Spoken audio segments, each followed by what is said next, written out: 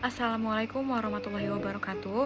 Halo sahabat religi, perkenalkan saya Hana Lutfia, peserta Latsar CPNS yang diselenggarakan oleh Balai Diklat Keagamaan Medan, Angkatan 14, Formasi Penyuluh Agama Ahli Pertama. Pada kesempatan kali ini, saya akan mempresentasikan tugas individu saya, yaitu analisis isu manajemen ASN di unit kerja. Unit kerja saya adalah kantor urusan agama di Kecamatan Gunung Muria, Kabupaten Deli Serdang. Adapun 3 isu aktual yang saya ambil yaitu yang pertama, inventarisasi data wilayah sasaran yang masih berbentuk manual. Kemudian, tidak optimalnya bimbingan dan penyuluhan secara tatap muka kepada masyarakat setempat dikarenakan keterbatasan waktu dan kesempatan. Kemudian, belum optimalnya bimbingan atau penyuluhan berbasis teknologi informasi kepada masyarakat dalam bentuk media sosial. Dari 3 isu tersebut, muncullah identifikasi isu dan kondisi saat ini serta dampak dan pihak-pihak yang terdampak.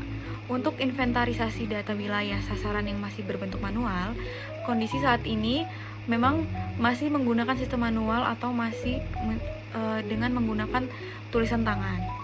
Dampaknya, data yang sudah dikumpulkan mudah terhapus atau hilang. Pihak-pihak yang terdampak yaitu atasan langsung dan para staf yang ada di KUA. Untuk isu kedua, tidak optimalnya bimbingan dan penyuluhan secara tatap muka kepada masyarakat setempat dikarenakan keterbatasan waktu dan kesempatan. Kondisi saat ini disebabkan oleh kesibukan masyarakat yang mayoritas menjadi petani dan mengurus kebun, menjadi tantangan untuk dilakukan bimbingan dan penyuluhan secara tatap muka karena masyarakat tidak memiliki cukup waktu untuk bertemu. Dampaknya, peserta yang hadir pada saat dilakukannya bimbingan dan penyuluhan menjadi sedikit atau bahkan tidak ada. Nah, pihak yang terdampak adalah atasan langsung dan para staf KUA. Kemudian, belum optimalnya bimbingan atau penyuluhan berbasis teknologi informasi kepada masyarakat dalam bentuk media sosial. Kondisi saat ini, pemanfaatan media sosial masih belum optimal sebagai media bimbingan dan penyuluhan dikarenakan akun media sosial baru saja dibuat. Dampaknya, masyarakat tidak tahu mengenai isu terupdate tentang layanan yang ada di KUA, tidak juga mendapatkan edukasi seputar keagamaan dan juga pembangunan. Akibatnya, rasa percaya masyarakat terhadap staf KUA menurun dan antusias masyarakat terhadap kegiatan yang diadakan KUA juga menurun.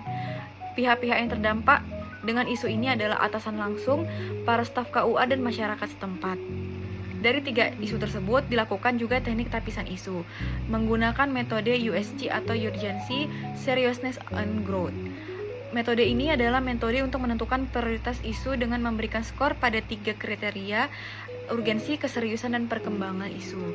Metode ini menggunakan skala penilaian 1-5 untuk masing-masing kriteria, di mana skor tertinggi menunjukkan prioritas tertinggi. Untuk isu yang pertama, diinventarisasi data wilayah sasaran yang masih berbentuk manual, diberikan skor nilai urgensinya 3, seriousness-nya 4, growth-nya 4, dan total skornya 11.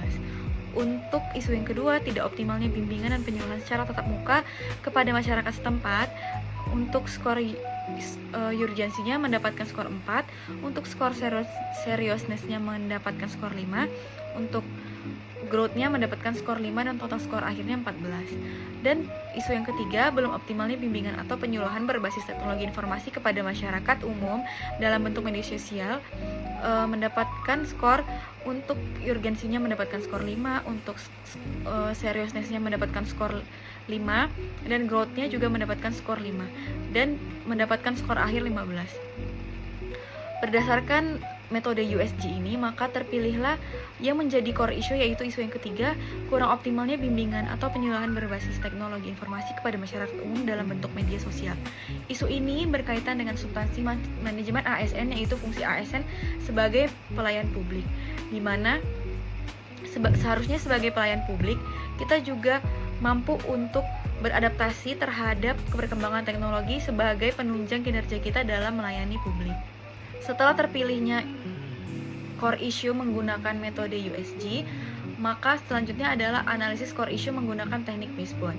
Metode fishbone 4S ini atau diagram tulang ikan 4S adalah metode yang digunakan untuk menganalisis penyebab masalah dalam konteks industri. 4 kategori utama yang digunakan untuk mengklasifikasi penyebab masalah di dalam metode fishbone adalah: yang pertama surrounding atau lingkungan sekitar, yang kedua suppliers atau pemasok, yang ketiga sistem, dan yang keempat skills atau keterampilan. Berdasarkan teknik fishbone, Untuk core issue kurang optimalnya bimbingan atau penyuluhan berbasis teknologi informasi kepada masyarakat umum dalam bentuk media sosial. Untuk faktor pertama yaitu surrounding, yaitu lingkungan sekitar. Yang pertama itu disebabkan karena akun media sosial KUA Gunung Meriah baru dibentuk dan belum optimal digunakan.